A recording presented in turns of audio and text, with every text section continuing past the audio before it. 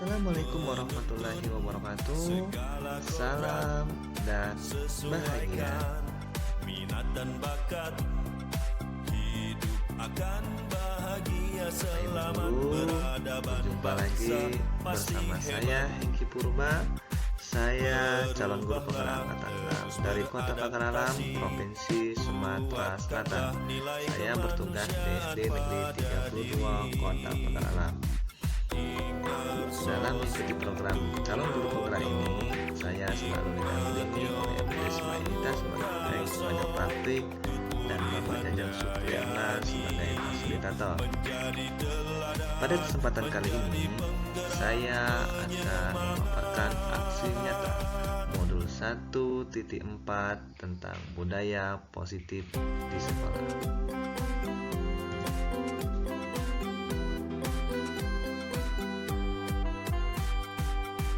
Nyata budaya positif yang akan saya lakukan di sekolah saya, yang pertama yaitu kesepakatan kelas, dan yang kedua pengimbasan budaya positif kepada rekan sejawat di SD Negeri 32 Pagaralam. Berubahlah terus beradaptasi, kuatkanlah nilai. Latar belakang aksi nyata ini yaitu adanya kemajuan teknologi yang semakin besar, selain memberikan dampak positif juga dapat memberikan dampak negatif. Salah satunya masuknya budaya luar tanpa adanya filter yang sering ditiru oleh anak. Hal ini adanya penurunan karakter pada anak. Salah satu cara mengatasi adalah dengan menambahkan kembali nilai-nilai karakter melalui penerapan budaya positif di sekolah. Budaya positif adalah nilai-nilai keyakinan-keyakinan dan kebiasaan di sekolah yang berpihak pada murid agar murid dapat berkembang menjadi pribadi yang kritis, penuh hormat, dan bertanggung jawab. Hal ini sejalan dengan tujuan pendidikan menurut Ki Hajar Dewantara, yaitu menuntun anak dengan segala kodrat yang ada agar mereka dapat mencapai keselamatan dan kebahagiaan baik sebagai manusia maupun sebagai anggota masyarakat. Dengan diterapkannya budaya positif tersebut, diharapkan murid akan memiliki karakter yang kuat sesuai dengan karakter dalam profil pelajar Pancasila.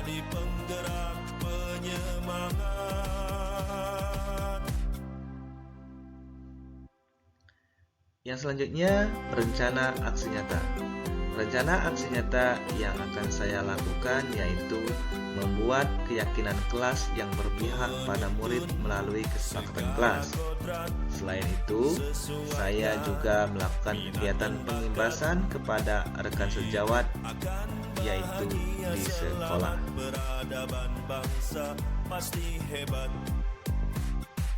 Berubahlah terus beradaptasi. Tujuan aksi nyata ini yaitu menumbuhkan karakter-karakter yang sesuai dengan karakter profil pelajar Pancasila melalui pembiasaan-pembiasaan baik, memfasilitasi murid untuk dapat menyampaikan aspirasinya dan melaksanakan keyakinan yang telah disepakati dengan penuh tanggung jawab.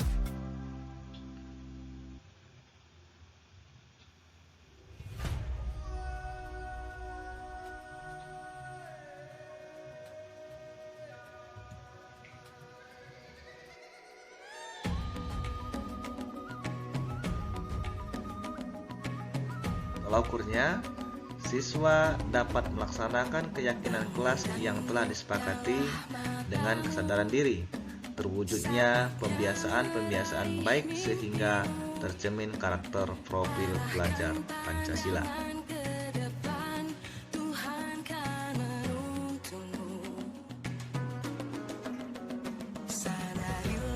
Hasil aksi nyata, kegiatan membentuk keyakinan kelas melalui kesepakatan kelas.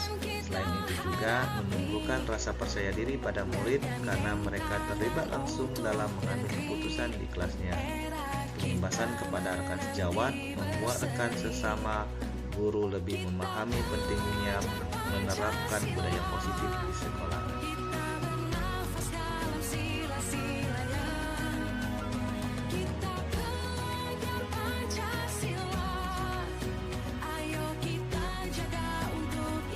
rencana tindak lanjut. Pada setiap tahun ajaran baru, saya akan selalu membuat keyakinan kelas melalui kesepakatan kelas. Selain itu, juga menerapkan 5 posisi kontrol dan segitiga restitusi setiap kali menghadapi sebuah permasalahan yang dilakukan oleh murid.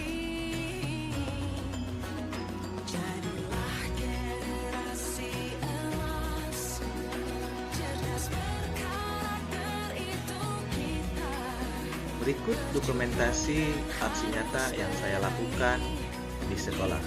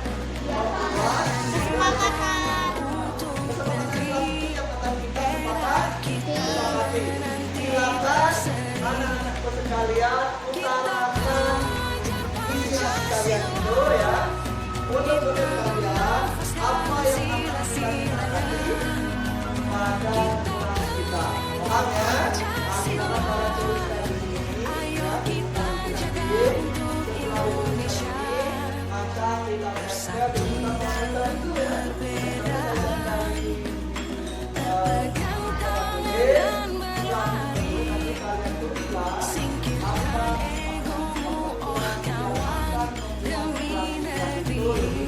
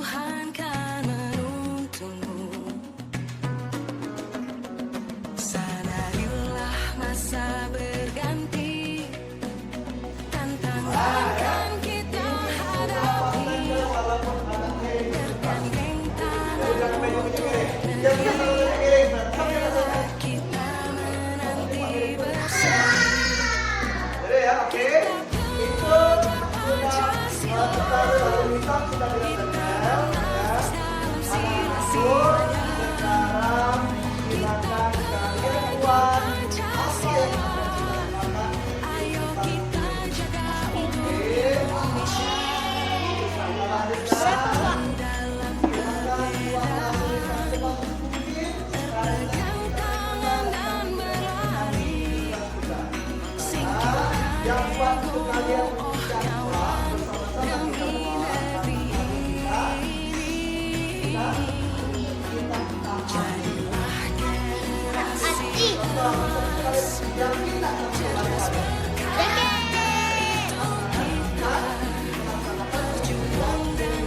kita semua tentang sudah tahu dan yakin bahwa kita tahu bahwa Allah itu ada dan bahwa Tuhan itu ada untuk kita. Kita adalah Islam meyakini Tuhan itu walaupun kita Tuhan bentuknya Allah ada, tapi kita yakini Dia adalah Tuhan kita. Makanya kita melaksanakan sholat lima waktu, kita beribadah, puasa. Maka seperti yang kita sekarang, kita akan meyakini Tuhan kita, Tuhan yang apa yang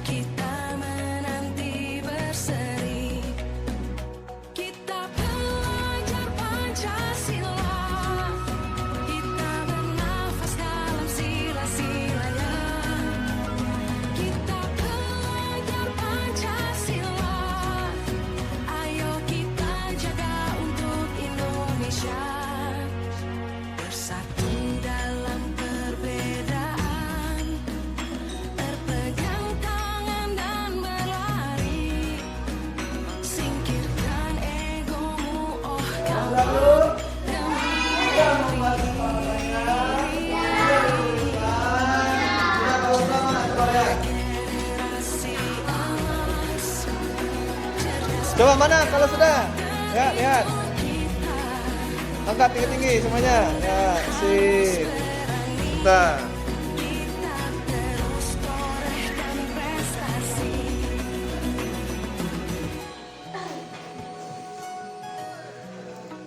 Ya, kesepakatan kelas sudah dibuat. Semoga anak-anak Pak ini bisa menaati kesepakatan kelas yang sudah dibuat.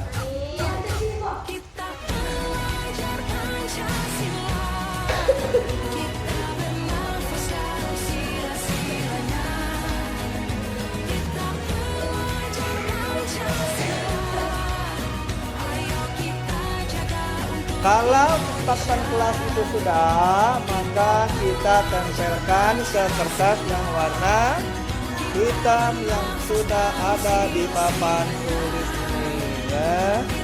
Paham? Sekarang silakan anak-anakku tempelkan, ya.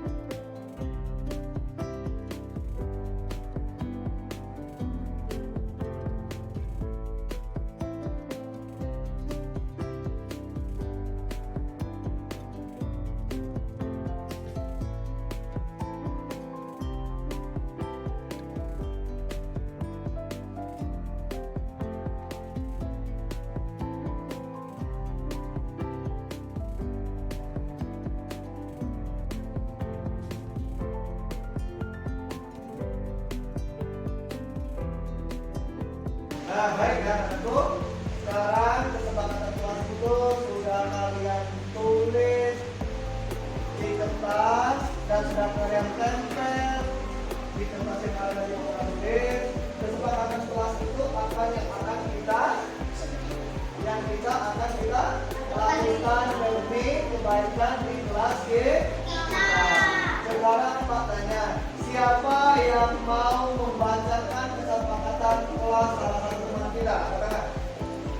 Yang mau membacakan kesepakatan kelas kita? Aku Pak. Kelas 1. Membuat PR. 2. Melaksanakan tiket. 3. Tidak boleh berantem. Kesepakatan kelas adalah tidak boleh datang terlambat kalau jadwal tiket kelas atau kantor. Harus datang pagi-pagi biar tidak lambat melaksanakan jadwal tiket kelas atau kantor.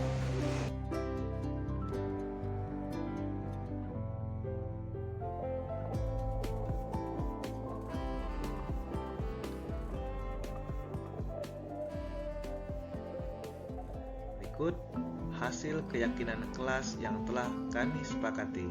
Yang pertama, menghargai waktu. Kedua, peduli lingkungan. 3, persahabatan. Keempat, saling menghargai. Dan kelima, mandiri.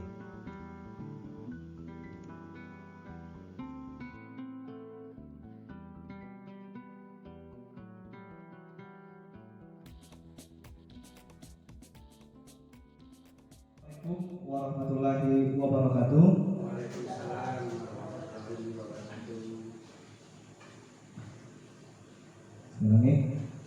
Assalamualaikum warahmatullahi wabarakatuh. Salam dan bahagia.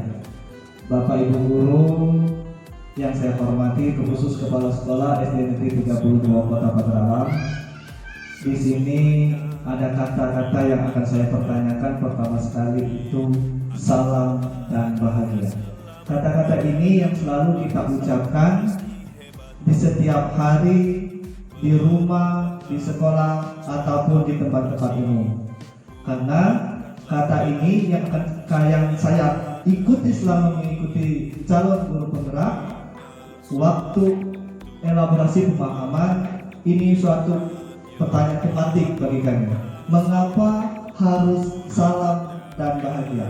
Nah, di sini saya bertanya dengan bapak-bapak, ibu-ibu SD 32 Kota Padalarang. Siapa tahu ada yang mewakili mengapa harus salam dan bahagia. Ada? Ya, salam sebagai kata pembuka, kata Pak Wida. Buyus, salam. Nah, salam. Ya, salam sebagai doa. Pak Almiran apa Pak Almiran? Waalaikumsalam warahmatullahi wabarakatuh. Salam itu dan bahagia itu menunjukkan Assalamualaikum warahmatullahi wabarakatuh. Menurut pendapat saya, salam itu melambangkan memulainya sesuatu pembuka dalam suatu acara atau memulai kegiatan. Kita diwajibkan sebagai umat Islam mengucapkan salam. Itu saja. Waalaikumsalam. tepuk tangan dulu. Ya, terima kasih ya. Ini pertama kali kami disuguhkan dengan kata salam dan bahagia ini karena setiap kami membuka kegiatan itu selalu dibuka dengan salam dan bahagia. Jadi mengapa salam itu selalu kita ucapkan di mana saja? Kalau kita umat Islam itu biasanya kita ucapkan dengan kata Assalamualaikum warahmatullahi wabarakatuh. Dan ada juga kata-kata salam lain, di mana kata salam itu adalah suatu doa yang kita panjatkan kepada semua orang yang akan kita ucapkan, dan orang itu juga akan membalas mendoakan kita. Mengapa bahagia? Karena kata salam itu kita bertujuannya semoga kita bahagia, selamat di dunia dan akhirat. Itulah kata yang pertama sekali dipertanyakan kepada kami. Pertanyaan ini yang tidak pernah kita terpikirkan oleh kita, tapi sepele, tapi ternyata maknanya sangat dalam. Terus yang selanjutnya yaitu pada kesempatan kali ini Bapak Ibu Guru SD Negeri 32 Kota Padalarang, terus pada kepala sekolah yang telah mendukung kegiatan saya selama mengikuti calon guru penggerak. Di sini saya akan menyampaikan diseminasi aksi nyata modul 1.4 budaya positif. Saya sebagai calon guru penggerak angkatan 6 dari Kota Padalarang, Provinsi Sumatera Selatan. Yang pertama, sebelum kita memulai kegiatan ini, ada baiknya kita itu selalu mengucapkan rasa syukur kita atas kehadirat Allah Subhanahu wa Ta'ala, karena pada pagi yang cerah ini kita masih diberikan kesempatan guna kita bisa menjalankan tugas kita sebagai abdi negara dan abdi masyarakat untuk mencerdaskan anak bangsa, terkhusus di SD Negeri 32 Kota Padalarang ini. Selawat dan salam tidak boleh kita sanjungkan kepada Nabi Muhammad SAW, pada keluarga dan sahabatnya, dan insya Allah kita semua menjadi pengikut sunnahnya sampai ayat-ayat kita. Amin ya rabbal alamin. Baiklah Bapak Ibu Guru, di sini kita perkenalan dulu. Alhamdulillah kalau dengan saya itu tidak lupa lagi dan sudah kenal semenjak Bapak Ibu Guru sudah di sini. Tapi status saya di sini adalah sebagai calon guru penggerak angkatan 6 dari Kota Padalarang. Kalau nama tetap tidak berubah, nama saya masih tetap Hengki Purba, itu nama yang telah diberikan kepada orang tua. Tapi di sini dalam mengikuti program guru penggerak ini, saya selalu didampingi oleh orang-orang hebat. Yang pertama itu saya selalu didampingi oleh Ibu Desma Enita. Ibu Desma ini guru SD Negeri 1 ya. Ibu Desma ini adalah guru SD 1 Kota Padalarang. Statusnya pendampingan dengan saya itu adalah sebagai pengajar praktiknya saya. Jadi Ibu Desma ini yang selalu memberi motivasi, masukan tentang kegiatan-kegiatan guru penggerak yang saya jalani. Terus yang kedua yaitu ada fasilitator. Fasilitator saya ini adalah Jajang Supriyatna. Jajang Supriyatna ini dia yang selalu memfasilitasi saya dari saya mengikuti program calon guru penggerak ini dari modul 1 sampai sekarang ini. Sekarang kami sudah modul 2. Beliaulah yang banyak berjasa, yang telah memberikan materi penguatan tentang siswa, tentang pelajar Pancasila, tentang kolaborasi. Beliaulah yang selalu membimbing kami dalam mengikuti program calon guru penggerak ini. Nah, Bapak Ibu Guru, pada modul 1 kami telah mempelajari 4 pembahasan. Yang pertama itu yaitu tentang filosofis pendidikan Ki Hajar Dewantara. Yang kedua, modul 1.2 nilai dan peran guru penggerak. Dan modul 1.3 visi guru penggerak, dan yang terakhir yaitu budaya positif. Inilah yang sudah kami lalui dari tahap ke tahap selama lebih kurang 3 bulan. 3 bulan lewat, dari bulan September, akhir September itu mulai masuk ke modul sampai bulan 11 ini. Bulan 10 akhirnya 2 bulan. Lebih kurang 2 bulan itu kami sudah lalui dari satu modul 4 paket pembahasan. Terus yang paket pertama yaitu tentang filosofis pendidikan Ki Hajar Dewantara. Nah, kita ketahui dulu tentang Ki Hajar Dewantara. Ki Hajar Dewantara ini dikenal sebagai bapak pendidikan, ya, bapak pendidikan Indonesia. Beliau ini lahir pada tanggal 2 Mei 1889 dengan nama Raden Mas Suwardi Suryoningrat. Nah, itu namanya yang kita kenal dengan Bapak Ki Hajar Dewantara ini dengan nama aslinya Raden Mas Suwardi Suryoningrat. Suryoningrat. Beliau ini lahirnya pada tanggal 2 Mei 1889. Beliau ini terkenal juga dengan filosofisnya atau dengan pemikirannya yang selalu kita ingat. Kalau saya itu ingat sewaktu kecil, biasanya sekolah itu Bapak Ibu ya. Di sekolah itu biasanya ada gambar lambang Keduri itu ya. Maka di bawahnya biasa itu selalu ada kata-kata ing ngarso sumpodo ing madia mangkarso Keduri Handayani. Nah, di sini yang artinya itu guru berada di depan, di tengah, dan di belakang ya. Jadi guru itu selalu ada untuk siswanya di depan, di tengah, dan di belakang. Kalau guru-guru itu di depan, dia akan selalu memberikan contoh yang terbaik. Dia akan selalu membimbing murid-muridnya untuk bagaimana supaya siswanya itu bisa mencapai pembelajaran setiap hari. Terus guru itu berada di tengah. Di mana guru memberi di tengah itu, guru itu selalu memberi semangat, menjadi teman bagi siswanya supaya siswa itu bisa mengikuti pembelajaran yang nyaman bagi dirinya. Terus guru berada di belakang. Guru itu selalu memberi dorongan, memberi semangat kepada siswa supaya siswa itu setiap hari mengikuti pembelajaran yang kita ajarkan itu dengan rasa senang, riang gembira, dan selalu semangat. Ketika guru itu selalu semangat dan mempunyai teman dan mempunyai motivasi oleh gurunya, maka siswa itu sekolah hari ini akan teringat pada besok hari bahwa besok hari dia akan sekolah lagi. Dia rindu dengan sekolahnya. Jadi itu dulu yang pasti kita terapkan dengan pemikiran Ki Hajar Dewantara ini. Buatlah siswa itu senyaman mungkin, sesenang mungkin kepada kita, supaya siswa itu dia mau kembali lagi untuk sekolah. Dia rindu dengan sekolahnya, gitu ya.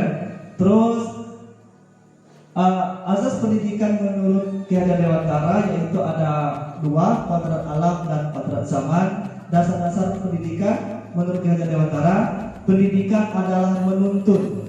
Pendidikan bagian dari kebudayaan, pendidikan budi pekerti, pendidikan sesuai dengan kodrat zaman dan kodrat alam, dan pendidikan berhamba pada anak.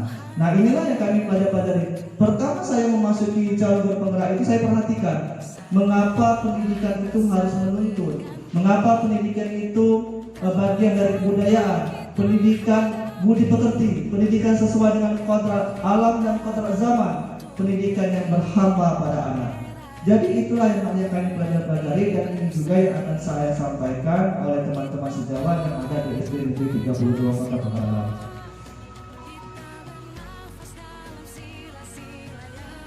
Di sini pendidikan yang menuntun.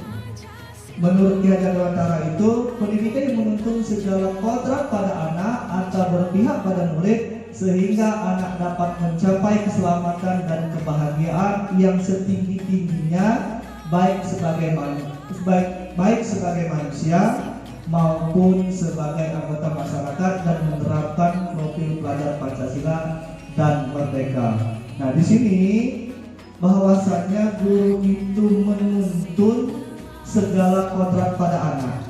Bahwa kita yakini ya, di sini kami dapatkan ilmu di sini bahwa anak itu sudah ada kodratnya masing-masing. Dalam Islam juga sudah ada bagiannya masing-masing. Maka tugas guru di sini adalah untuk menuntun, menemukan kodratnya. Siswa itu mau seperti apa, mau kemana siswa itu. Di sinilah juga ada artinya dengan kita sekarang dari kementerian itu untuk memulai kurikulum itu kurikulum merdeka. Bagaimana cara kita memerdekakan anak dan menuntun anak itu menemukan jati dirinya. Itulah guru itu bukan memaksakan anak harus jadi seperti ini, harus anak itu cita-citanya seperti ini. Maka kita gali potensinya, bagaimana anak itu bisa untuk menemukan kodratnya. Pendidikan bagian dari kebudayaan. Pendidikan adalah bagian dari kebudayaan. Orang yang berbudaya memiliki kekuatan alam dan zaman yang mampu menciptakan hal-hal baru dan meningkatkan kemajuan hidup dan kehidupan yang berkualitas. Peran kita sebagai pendidik yaitu menuntun murid agar dapat mengikuti perkembangan zaman dan dapat mentransformasikan perubahan perkembangan zaman yang selaras dengan kontrak siswa. Jadi kita itu karena sekarang zaman sudah mulai canggih, maka kita harus menyesuaikan kontrak anak itu pada kontrak alam dan kontrak zaman. Kita bisa kontrak alam, kita bisa memanfaatkan lingkungan kita sekitar. Terus kalau kontrak zaman, kita menuntun siswa untuk belajar tentang IT, ya. Terus pada saat ini yang dapat kita terapkan kepada murid yaitu menuntun, mengembangkan kemampuan sesuai minat dan bakat mereka. Salah satunya memanfaatkan teknologi digital.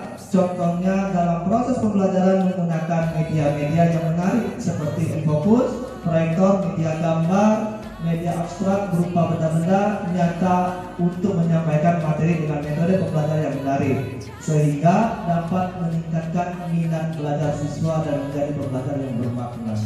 Jadi untuk kita memanfaatkan kontrak zaman, maka untuk pembelajaran itu kita manfaatkan fasilitas-fasilitas yang telah diberikan oleh pemerintah kepada kita. Kita bisa menggunakan infocus, laptop, dan lain-lainnya. Dan benda-benda hal alam, kita menentukan alam sekitar untuk menjadi media pembelajaran.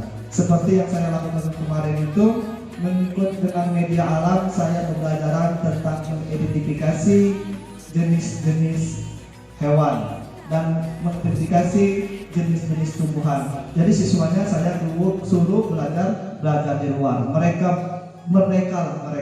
Kita hanya menuntun dan mengarahkan siswa tersebut. Nilai-nilai dan peran guru penggerak. Di sini nilai guru penggerak. Nah, di sini nilai guru penggerak ini sebenarnya bukan hanya guru penggerak yang harus memiliki, dan akan tetapi semua guru haruslah memiliki nilai-nilai seperti ini.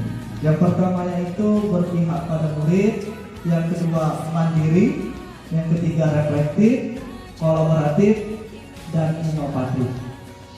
Peran kita sebagai guru yang pertama yaitu menjadi pemimpin pembelajar. Nah, diharapkan semua guru itu bisa menjadi pemimpin pembelajar. Yang kedua menjadi coach bagi guru lain. Yang ketiga yaitu mendorong kolaborasi, dan yang keempat mewujudkan kepemimpinan murid. Yang kelima menggerakkan komunitas. Inilah peran-peran yang harus dimiliki. Nah, Pak Al, baca dikit. Miliki peran-peran seperti ini, Pak. Insya Allah baca usahakan Pak Kalau tidak 100%, 75% saya usahakan. Ini mantap Pak. Yang penting kita ada kemauan. Nah, di sini peran guru penggerak ini kita yang pertama sekali yang mungkin kita akan laksanakan itu mewujudkan kepemimpinan murid. Itu bisa dengan bertahap kita terapkan, mendorong kolaborasi itu bisa, ya. Terus kalau nilai guru penggerak itu yang akan kita manfaatkan untuk kita sendiri yaitu inovatif, reflektif, ya. Kita lihat penjelasannya, ya. Berpihak pada murid yang pertama nilai, ya. Menerapkan pembelajaran yang aman, nyaman, dan menyenangkan yang berhamba pada murid, ya. Menciptakan siswa yang beriman dan bertakwa. Bisa kita laksanakan sebagai kegiatan praktek sholat, itu yang bisa dilaksanakan. Tapi kalau menciptakan murid yang aman, nyaman, dan menyenangkan berhamba pada murid, berarti kita tadi selalu menuntun bagaimana murid itu senyaman mungkin dalam mengikuti pembelajaran kita. Mandiri, siswa mandiri menjadi pemimpin, berani tampil di depan kelas. Insya Allah anak kita berani tampil, ya. Jadi diajukan tunjuk dulu. Inilah. Jadi siswa ketiga dulu ini insya Allah sudah mampu untuk jadi pemimpin. Galak-galak di depan. Terus melatih kemandirian siswa unjuk diri di kelas. Insya Allah itu sudah kita laksanakan. Siswa ketiga dua itu mampu dan mau tampil ke depan, ya. Reflektif. Reflektif ini setelah yang artinya reflektif itu kita refleksi diri kita, ya. Setelah semua kegiatan dilakukan, saya merefleksikan semua kegiatan untuk dijadikan acuan perubahan ke arah yang lebih baik. Maka seperti ini, refleksi itu adalah sebenarnya kita merefleksikan diri, apa yang kita ajarkan hari ini, apa manfaatnya untuk siswa dan apa akan kita lakukan ke depannya. Maka kita refleksikan. Misalnya hari ini kita sudah menjelaskan beberapa materi, kita refleksikan ada berapa siswa yang mampu menyerap materi kita dan ada berapa siswa yang tidak mampu menyerap pembelajaran yang kita berikan.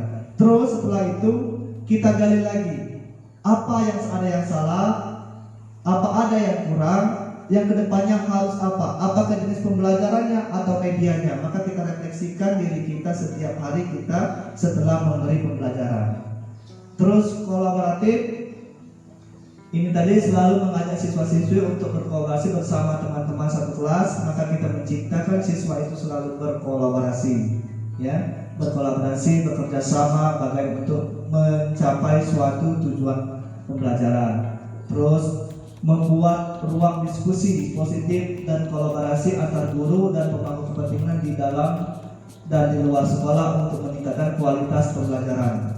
Nah, di sini juga untuk mendorong kolaboratif ini kita ada baik sebagai guru ini selalu berdiskusi, memecahkan suatu permasalahan yang ada di sekolah, baik masalah sekolah, siswa maupun tentang media pembelajaran atau perangkat pembelajaran. Maka kita ada baiknya berkolaborasi. Kalau berkolaborasi itu semua pekerjaan akan menjadi ringan, ya, seperti itu. Inovatif, memanfaatkan potensi yang ada, memanfaatkan media yang ada, ya, kita menjadi inovatif berupa memanfaatkan potensi yang ada di sekitar untuk dijadikan media pembelajaran sehingga pembelajaran lebih baik. Jadi kalau kita menjadi inovatif, kita memanfaatkan semua alat dan bahan untuk menjadi media pembelajaran. Ya, kalau sesuai dengan kodrat zaman, bisa saja tadi kembali ke rektor. Kalau alam, maka alam sekitar kita manfaatkan yang ada. Tidak betul harus beli, Pak Aleh. Ya. Peran guru ini tadi menjadi pemimpin pembelajar, pengorganisasian pembelajaran, menciptakan kelas aman dan nyaman. Pembina upacara kita selalu bergirir, ya, untuk menjadikan upacara, pembinaan dan aktivitas organisasi.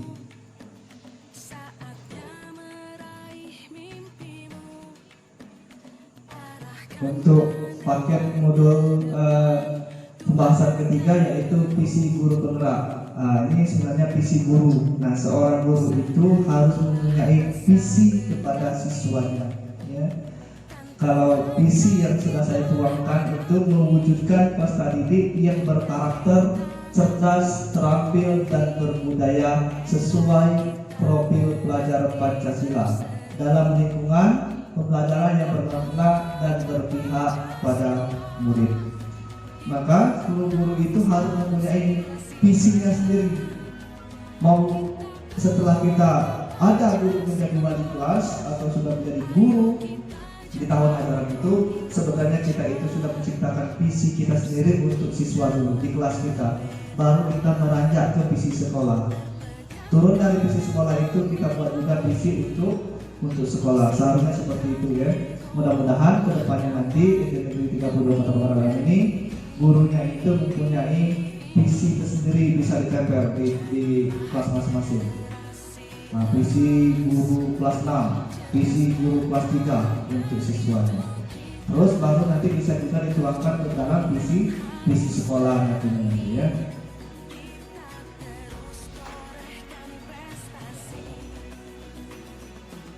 Nah, ini yang telah kami ajari juga di pembelajaran 3 yaitu prakarsa perubahan.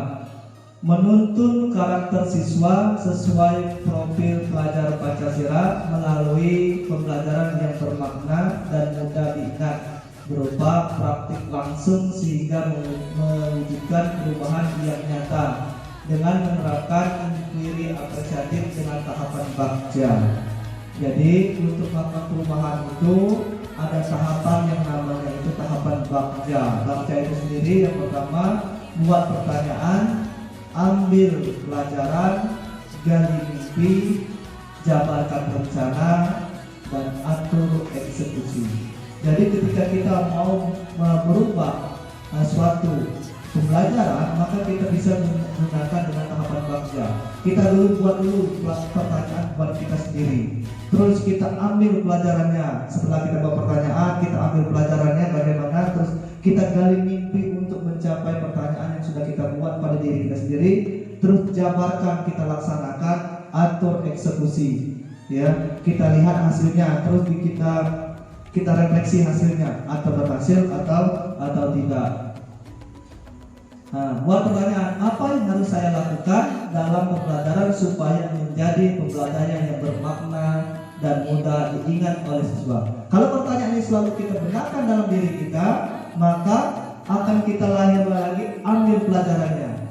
Maka kita hari ini apa yang akan saya tampilkan kepada siswa, besok apa lagi yang akan saya berikan kepada siswa saya. Terus yang kedua, ambil pelajaran, situasi pembelajaran yang seperti apa yang dapat saya lakukan untuk pembelajaran bermakna dan mudah diingat oleh siswa. Terus yang ketiga, gali mimpi.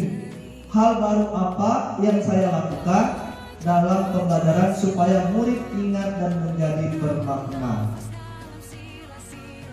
Terus jabarkan rencana, apa langkah yang dapat saya lakukan untuk murid dalam pembelajaran mudah ingat dan bermakna.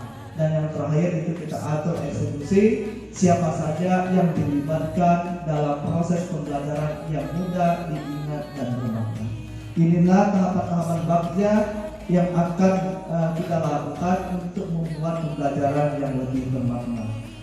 Terusnya ini contohnya ya.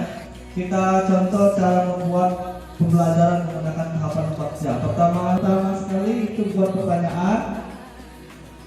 Apa yang harus saya lakukan dalam pembelajaran supaya menjadi pembelajaran yang bermakna, mudah diingat oleh siswa? Tindakan menerapkan pembelajaran yang bermakna sesuai kegiatan praktik langsung pada materi pembelajaran, mempersiapkan faktor-faktor pendukung berupa alat, peraga, buku, dan sumber belajar.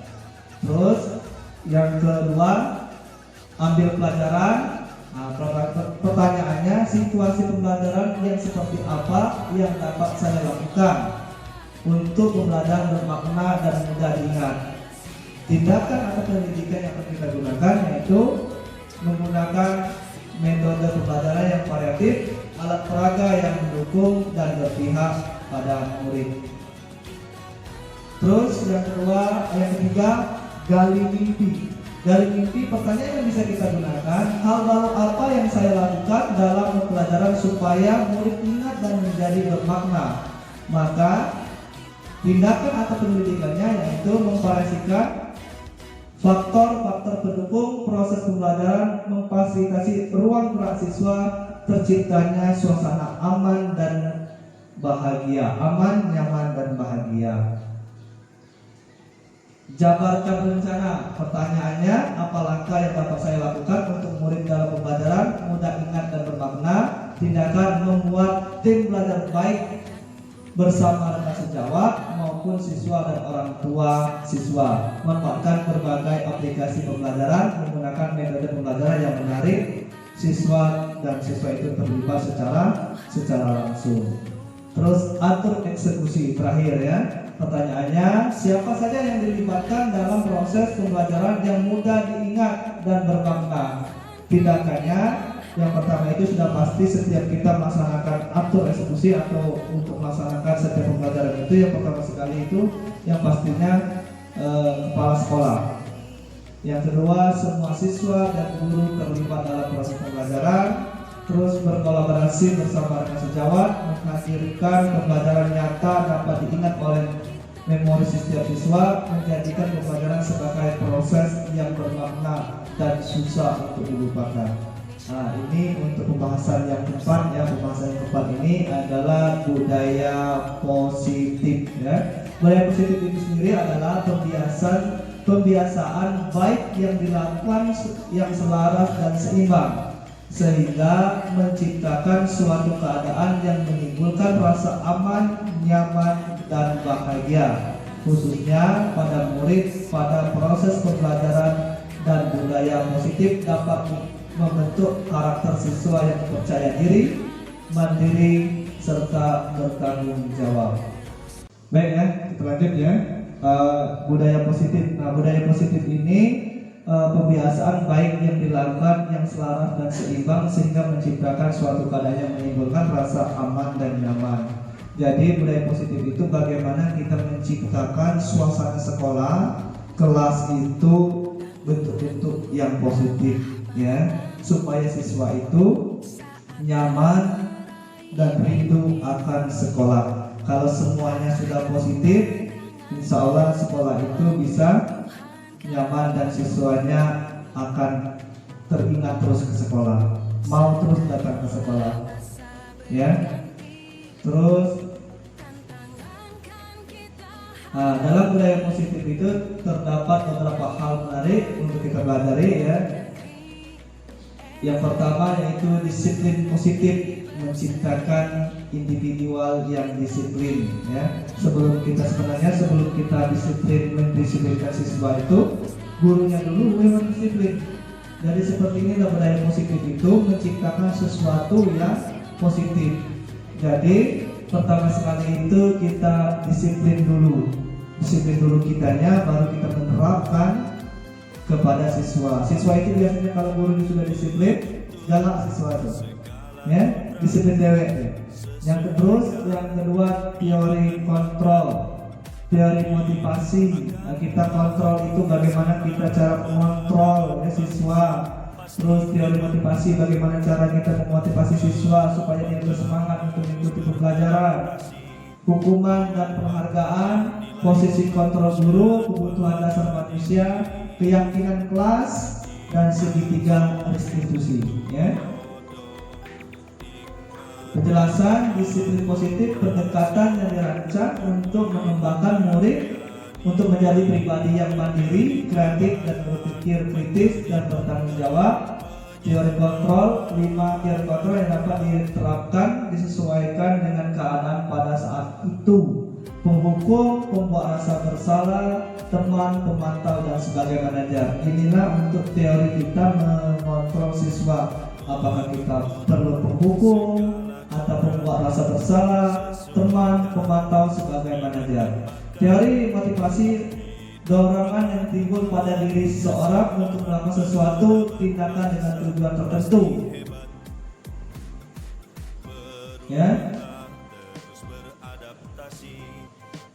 Hukuman itu dilakukan ketika ada pelanggaran terhadap sesuatu. Penghargaan, pengendalian perilaku seseorang dengan pemberian denda atau peristiwa yang diinginkan dibuat dengan persyaratan. Menurut Kohn, penghargaan nilainya sama dengan menghukum seseorang. Nah, jadi di sini sebenarnya kita itu penghargaan itu sudah mulai ditinggalkan. Terbukti dengan di K13 kemarin itu tidak ada lagi yang dapat juara, tidak ada lagi yang mendapat hadiah-hadiah. Itu kan sudah mulai dihilangkan, karena menurut Kohn itu penghargaan nilainya sama dengan menghukum seseorang. Keyakinan kelas, nilai kebajikan universal yang disepakati bersama murid di kelas baik secara tersirat maupun tersurat. Kegiatan restitusi, proses menciptakan kondisi bagi murid untuk memperbaiki kesalahan mereka sehingga dapat kembali dengan karakter yang lebih kuat dan dapat mencari solusi untuk suatu masalah. Segitiga restitusi ini menghadapi siswa-siswa yang biasanya mendapatkan suatu masalah. Contoh siswa yang tidak membuat PR, itu bagaimana cara kita menghadapi siswa yang seperti itu. Siswa yang malas, siswa yang datang selalu terlambat, maka kita gunakan dengan segitiga restitusi ini. Ini sudah saya praktekkan di kelas saya dengan segitiga restitusi dan ditambah dengan pemikiran Ki Hajar Dewantara. Siswa itu harus disentuh hatinya kalau menurut Ki Hajar Dewantara. Tapi kita laksanakan dengan sistem segitiga restitusi, dan insya Allah sementara kalau kita latihannya sudah baik, tinggal cara pola pikir belajarnya yang akan kita perbaiki ke depan untuk kelas 6. Apakah makna disiplin? Apa Pak? Makna disiplin Pak? Kebiasaan sehari-hari yang pertama ada pribadi seorang anak atau seorang siswa atau kita pribadi. Oh ya, bagus ya. Pintar mengalami banyak semangat ya. Terus disiplin itu adalah pendekatan yang dirancang untuk mengembangkan murid untuk menjadi pribadi yang mandiri, kreatif, dan berpikir kritis dan bertanggung jawab. Ya. Berasal dari bahasa Latin disiplina yang artinya belajar. Ya. Makna asal dari kata ini berkonotasi dengan disiplin diri dari murid-murid Socrates dan Plato. Ya. Jadi murid-murid Socrates nih yang maknanya dari kata-kata ini berkonotasi dengan disiplin diri. Ya.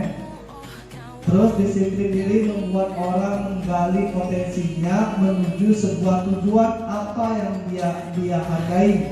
Namun dalam budaya kita, ini budaya kita ya, budaya kita khususnya apalagi untuk kita ya, makna kata disiplin telah berubah menjadi sesuatu yang dilakukan seseorang pada orang lain untuk mendapatkan kepatuhan, bukan hasil dari dirinya sendiri. Contoh, Pak Al datang ke akap dan gara-gara takut ngeri Pak Kasimun kena marah kepala sekolah. Jadi bukan dari dirinya. Ini konotasi kita sekarang. Untuk budaya kita ini sudah seperti ini. Di Indonesia sudah seperti ini. Kalau kita disiplin karena pengen dilihat orang, bukan dari dirinya. Contoh, kecenderungan umum adalah menghubungkan kata disiplin dengan ketidaknyamanan, bukan dengan apa yang kita hargai atau pencapaian suatu tujuan mulia. Benar Pak? Kebanyakan budaya kita ini disiplin itu karena sesuatu, bukan karena dirinya. Nah, bukan ini. Makanya itu yang nanti diciptakan kepada siswa itu disiplin itu bukan karena guru, bukan karena sekolahnya, ya, bukan karena teman-temannya, bukan karena mau dilihat, akan tetapi siswa itu disiplin karena dirinya. Nah, nilai-nilai kebajikan universal.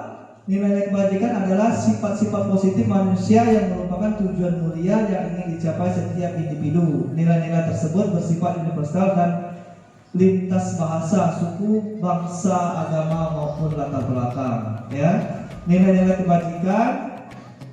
kebajikan yang ingin dicapai oleh setiap anak Indonesia kita kenal dengan profil pelajar Pancasila. Yang lagunya itu ya, profil pelajar Pancasila beriman dan bertakwa. Nah, itu yang ada apa tuh becak ya, beca, nah, kan adanya seperti itu kalau dari lagu profil pelajar Pancasila.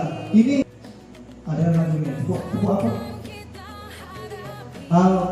PPK ya. Nah, kalau ke-13 PPK. Nah, kalau untuk kurikulum Merdeka ini menciptakan profil pelajar Pancasila. Jadi siswanya mulai dikenalkan dengan lagu-lagu ini. Karena memang untuk istri kita kan belum implementasi kurikulum ke-13. Kalau sudah mengenal nanti, sudah mulai kita terapkan lagu-lagunya, bagaimana untuk mengenalkan profil pelajar Pancasila, lagu-lagunya yang kita hafalkan. Nah, kelas 6 sudah, walaupun belum kurikulum Merdeka, sudah saya suruh hafalkan kemarin itu lagu-lagu profil pelajar Pancasila. Teori motivasi hukuman dan penghargaan restitusi, ini yang selanjutnya ya.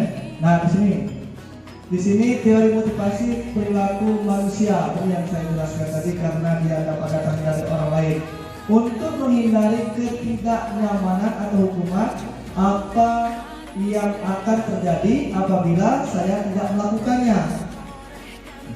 Apa yang akan terjadi apabila saya tidak melakukannya? Itu adalah motivasi dari eksternal, dari luar. Terus untuk mendapatkan imbalan dari orang lain atau institusi, apa yang akan saya dapatkan apabila saya melakukannya? Maka kita keinginan melakukan sesuatu itu karena ada dari motivasi eksternal, dari luar, bukan karena keinginan sendiri. Jadi kita melakukan sesuatu itu karena kita mendapat imbalan atau takut kena hukum atau kena sanksi, yang seharusnya motivasi itu datangnya dari internal, dari dalam diri kita sendiri dulu. Nah, saya akan menjadi orang seperti apa bila saya melakukannya. Nah, kalau kita disiplin berarti kita akan menjadi orang yang seperti apa? Kalau kita melakukan sesuatu itu tanpa diperintah, maka kita akan jadi orang seperti apa? Pasti juga tujuannya akan baik dan mulia, ya. Terus ini, menurut Ki Hajar Dewantara, merdeka itu artinya tidak hanya terlepas dari perintah, ya, akan tetapi juga cakap buat memerintah diri sendiri. Makanya adalah motivasi internal, bagaimana kita bisa sugesti diri kita untuk memerintah diri kita sendiri, gitu ya. Terus restitusi sendiri adalah proses menciptakan kondisi bagi murid untuk memperbaiki kesalahan mereka sehingga mereka bisa kembali pada kelompok mereka dengan karakter yang lebih kuat. Restitusi juga merupakan proses kolaboratif yang mengajarkan murid untuk mencari solusi untuk masalah mereka dan membantu murid berpikir tentang orang seperti apa yang mereka inginkan menjadi tujuan mulia dan bagaimana mereka harus memperlakukan orang lain. Itu yang dicetuskan oleh Dasar pada tahun 2004, ya.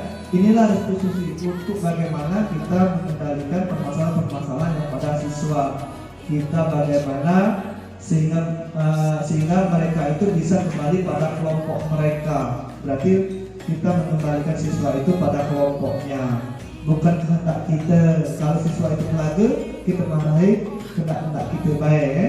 Jadi bagaimana kita membuat karakter siswa itu lebih kuat. Dan kemarin sudah saya praktekkan segitiga restitusi ini. Setiap ada siswa yang belagu, yang bermasalah, itu kalau nanti aku Pak Al, aku praktekkan segitiga restitusi Pak Al. Jadi tidak marah yang dulu. Nah, sini Pak. Nah, lagi. Tujuh. Nah, ada lagi sini Pak. Lagu Pak Al. Nah, kan itu. Jadi ini kalau kita sudah tahu dengan segitiga restitusi itu, permasalahan siswa itu bisa kita hadapi, disentuh hatinya, dilayani, dituntun, diceritakan, kita gali apa permasalahan mereka. Kalau dia belagu, ngapa kamu belagu? Nah, jelaskan satu persatu, jangan di mana. Ya, jadi inilah cara-cara restitusi. Nah, sembilan ciri-ciri restitusi sendiri. Yang pertama, bukan untuk menebus kesalahan. Jadi yang siswa salah itu bukan, kalau itu bukan salah apa nih? Jadi namun untuk belajar dari kesalahan. Kesalahan dia itulah kita jadikan guru bagi dirinya.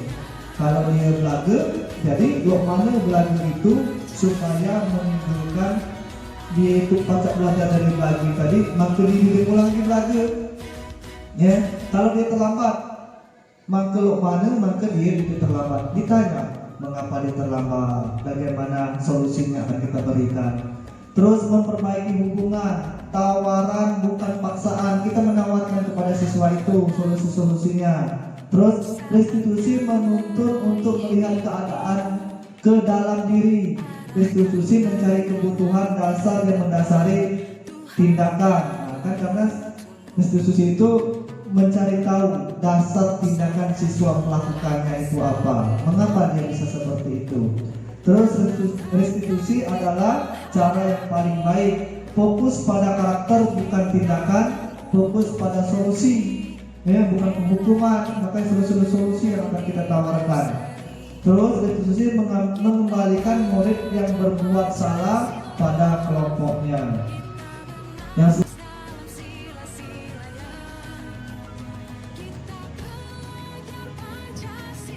Nah, keyakinan kelas. Nah, di sini yang selanjutnya itu keyakinan kelas. Nah, keyakinan kelas inilah yang mulai kita terapkan kepada siswa-siswa kita, tapi bukan peraturan. Sekarang ini sudah dirubah, tidak ada lagi peraturan, ya. Kepada siswa itu kita melakukan dengan keyakinan kelas. Mengapa tidak peraturan saja? Mengapa harus keyakinan kelas? Nah, mengapa kita memiliki peraturan harus menggunakan helm bila mengendarai kendaraan roda 2? Terus, mengapa kita memiliki peraturan 3M, menggunakan masker, mencuci tangan dan menjaga jarak 1,5 meter. Mengapa kita memiliki peraturan harus datang tepat waktu pada saat mengikuti pelatihan? Untuk mendukung motivasi intrinsik, motivasi di dalam, kembali ke nilai-nilai keyakinan lebih menggerakkan seseorang dibandingkan mengikuti serangkaian peraturan-peraturan. Itulah tadi, motivasi diri itu lebih baik daripada motivasi dari luar, dari eksternal. Karena kalau sudah termotivasi dirinya, maka peraturan ini sebenarnya tidak usah lagi. Karena cukup keyakinan. Kalau kita meyakini, ya.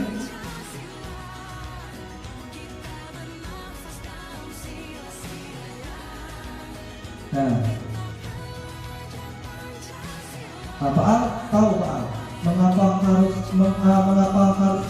keyakinan bukan peraturan? Apa perbedaan keyakinan dan peraturan, Pak Al? Kalau peraturan sesuatu yang telah diatur dan ditetapkan oleh pemerintah, contohnya wajib pajak. Peraturan itu diwajibkan masyarakat membayar pajak. Terus apa tadi? Yang satunya tadi Keyakinan kelas. Keyakinan itu adalah menurut pendapat saya Ya. suatu keyakinan. Kita yakin, berarti kita harus mantap, tidak tergiur atau tidak terpengaruh dengan hal-hal yang lain. Oh ya. Kita terfokus pada suatu contohnya saya mau pergi ke pasar. Kita fokus, jangan kita berjalan. Saya mau pergi ke pasar, terus saya mau pergi ke gunung. Oh ya, gitu ya. Fokus pada suatu Pada tujuan. fokus pada satu tujuan ya. Kalau keyakinan itu fokus ya. Kalau peraturan itu adalah contoh-contohnya itu peraturan-peraturan dalam pemerintahan. Kalau bias, coba dari Ibu Yus dulu yang menjelaskan mengapa harus keyakinan bukan peraturan, atau apa perbedaan peraturan dan keyakinan ya. Keyakinan kelas ini ya. Boleh. Keyakinan kelas atau bukan peraturan? Apa perbedaan peraturan dan keyakinan kelas? Terima kasih. Peraturan di sekolah boleh. Kalau peraturan itu biasanya untuk dalam kelas sudah diatur dalam dalam kelas itu tersendiri. Kemudian harus dilaksanakan oleh kelas itu sendiri. Sedangkan keyakinan ini adalah kepercayaan terhadap peraturan yang ada dalam kelas tersebut. Terima kasih, itu saja. Ya, terima kasih ya. Nah, kalau peraturan dan keyakinan ya, benar ya. Kalau peraturan itu sebenarnya peraturan itu kalau di sekolah itu dibuat oleh satu arah atau satu kebijakan atau satu kepemimpinan. Nah, kalau sekolah misalnya sekolah itu yang membuat peraturan tanpa melibatkan orang banyak. Kalau sekolah di kelas, karena kita bahas di kelas ya, keyakinan kelas. Kalau dulu kita menerapkan peraturan kepada siswa, datang harus tepat waktu. Mengapa tidak keyakinan? Kalau keyakinan itu sudah datang dari dirinya, dia meyakini, oh berarti dia itu tidak ada lagi motivasinya dengan peraturan. Apa boleh datang ini dihukum. Ya. Ataupun apa kuliah dengan KPR saat ini keliling lapangan. Tapi kalau dibuat dengan keyakinan, buatlah PR untuk meyakini bahwa PR itu bermanfaat untuk dia, untuk menggali pembelajarannya yang sudah dijalani pada hari itu. Dia akan mendapatkan ilmu lagi. Ya. Ini contoh ya. Peraturan dan keyakinan kelas ya. Kalau peraturan itu selalu kembalikan buku ke tempatnya. Tapi kalau keyakinan kita rubah, tanggung jawab. Menjadilah siswa yang selalu bertanggung jawab. Maka ketika siswa itu sudah mindsetnya sudah menjadi siswa yang bertanggung jawab, apapun yang dilakukannya pasti dia akan menanggung jawab. Aku mengambil buku di perpustakaan, aku mempunyai rasa tanggung jawab, maka dia akan mengembalikan buku itu tanpa ada peraturan. Tanpa ada peraturan mereka akan mengembalikan buku itu, ya. Terus dilarang mengganggu orang lain. Coba kita yakini menghormati orang lain. Tidak akan mengganggu orang lain karena kita sudah meyakini menghormati orang lain. Ini ya, dilarang mengganggu orang lain, itu peraturan. Tapi kalau kita rubah dengan kata-kata keyakinan kelas menghormati orang lain atau saling menghormati, atau kalau kita sudah saling menghormati, maka tidak ada lagi peraturan yang mengganggu orang lain. Hadir di sekolah 15 menit sebelum pembelajaran dimulai. Lihat, kalau di keyakinan kelas menghormati orang lain, berkomitmen, dia tidak akan lagi terlambat kalau komitmennya sudah ada tertanam di dirinya. Dia meyakini, oh, aku komitmen diri sendiri untuk datang tepat waktu. Terus dilarang melakukan kekerasan, keselamatan menghormati orang lain. Dia tidak akan lagi, kalau dia meyakini keselamatan untuk orang lain atau untuk diri sendiri, maka dia tidak akan melakukan kekerasan. Dilarang menggunakan narkoba. Terus kesehatan itu lebih baik. Maka ketika siswa itu sudah menerapkan kesehatan, maka dia tidak akan menggunakan obat-obatan terlarang. Bergantian atau menunggu giliran, menghormati orang lain, bersabar. Semangat antri, ya. Maka kalau kita menghormati orang lain yang bersabar, maka kalau kita meyakini akan antri sendiri, tidak usah lagi ada peraturan. Gunakan masker, kesehatan utama, keselamatan paling utama.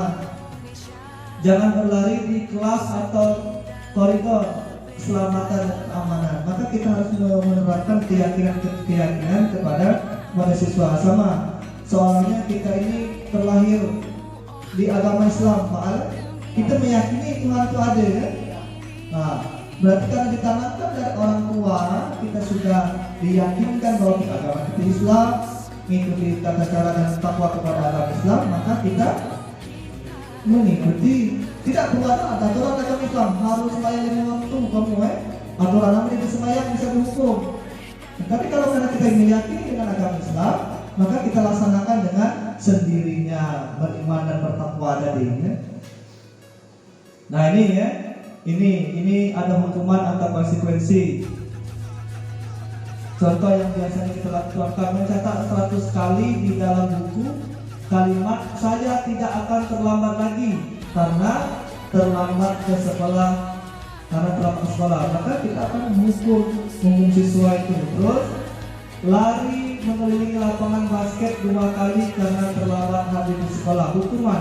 Nah, contoh yang konsekuensi itu mengaitkan kertas tugas teman yang telah dicoret-coret. Nah, konsekuensi dia, bukan hukum lagi karena kita tidak menghukum. Terus di sini lagi membersihkan tumpahan air di meja tulis karena tersenggol pada saat belajar. Jadi dia sudah meyakini, karena dia sudah salah, sudah merasa sendiri. Jadi tanpa disuruh, tanpa ada aturan, dia akan melakukan sendiri.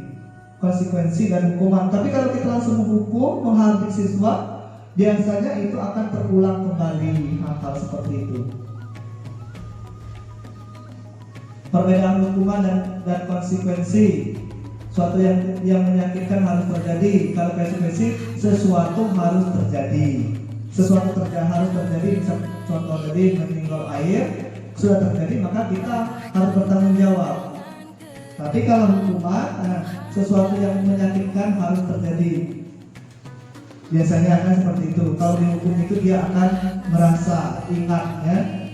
Terus yang ini merasa rasa bersalah, dipermalukan, merasa tidak dihargai, kehilangan hak, dibuat tidak nyaman, diasingkan untuk sementara, time out, ya, konsekuensinya.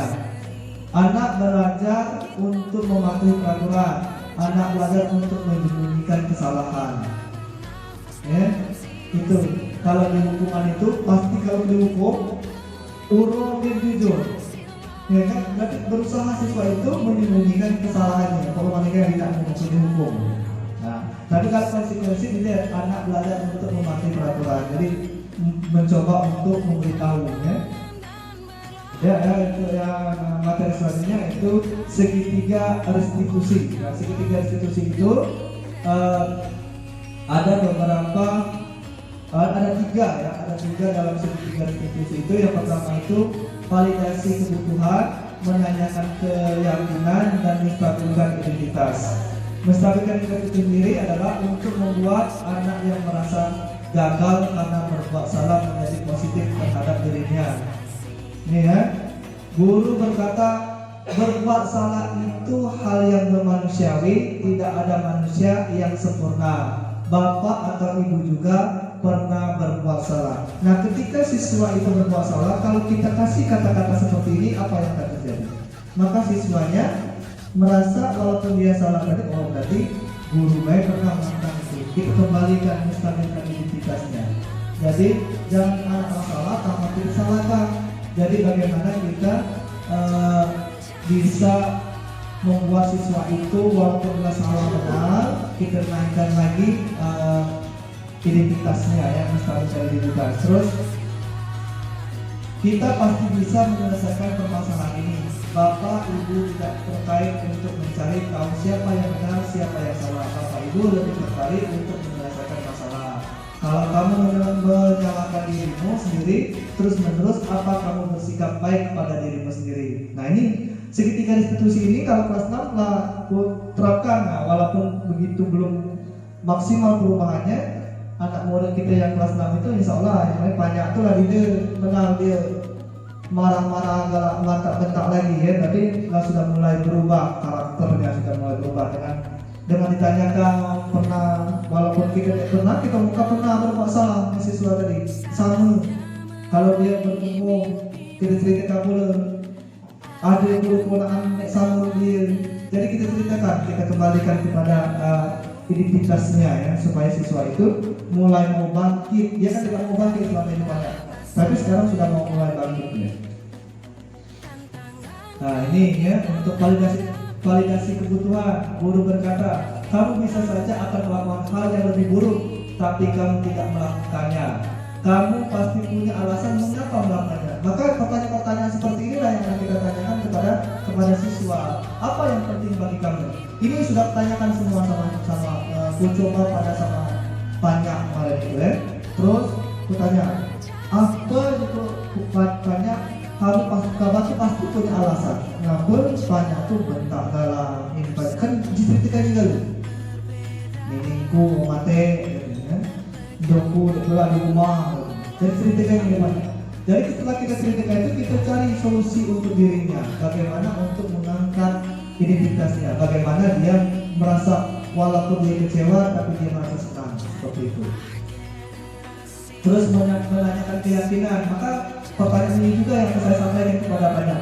Apa nilai-nilai yang kita percaya di kelas? Kalau kita nilai-nilai persoalan apa yang pernah kita sepakati, kelas yang ideal itu seperti apa sih? Kamu ingin menjadi anak seperti apa? Pertanyaan yang terakhir ini kita tanyakan kepada banyak.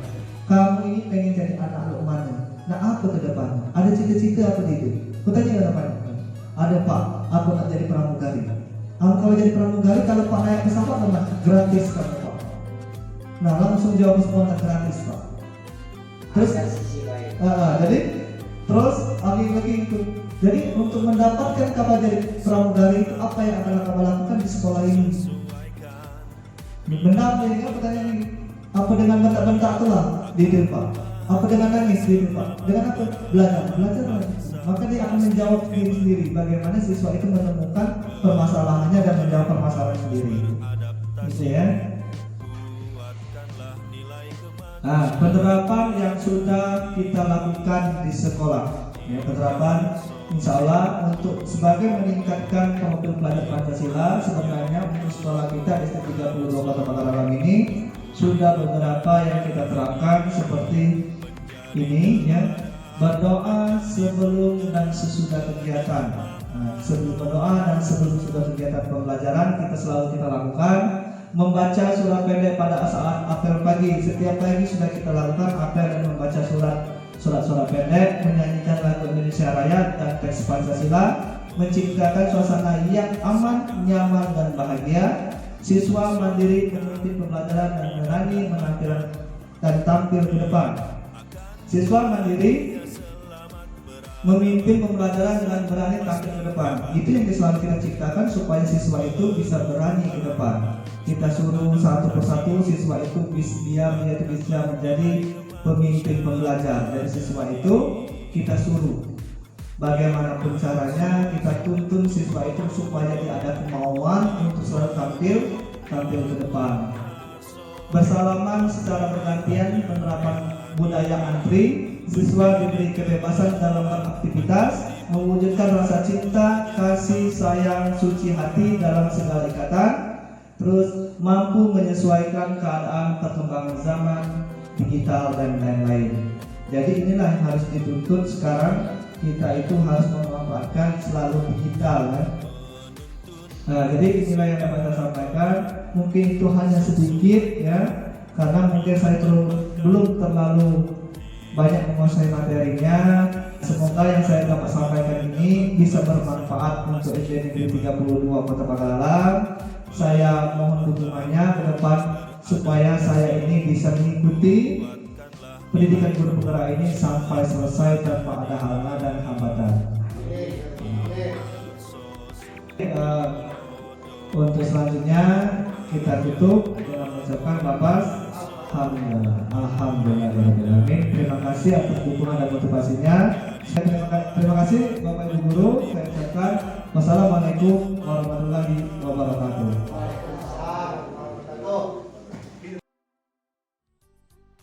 Pagiku cerahku, matahari bersinar, ku gendong tas merahku di pundak. Selamat pagi semua, ku nantikan dirimu di depan kelasmu, menantikan kami. Guruku tersayang, guru tercinta, tanpamu Bapak Ibu guru hebat, itu saja yang dapat saya sampaikan pada kesempatan kali ini. Saya pendidikan guru penggerak angkatan 6 dari Kota Pagaralam. Saya ucapkan terima kasih. Wassalamualaikum warahmatullahi wabarakatuh.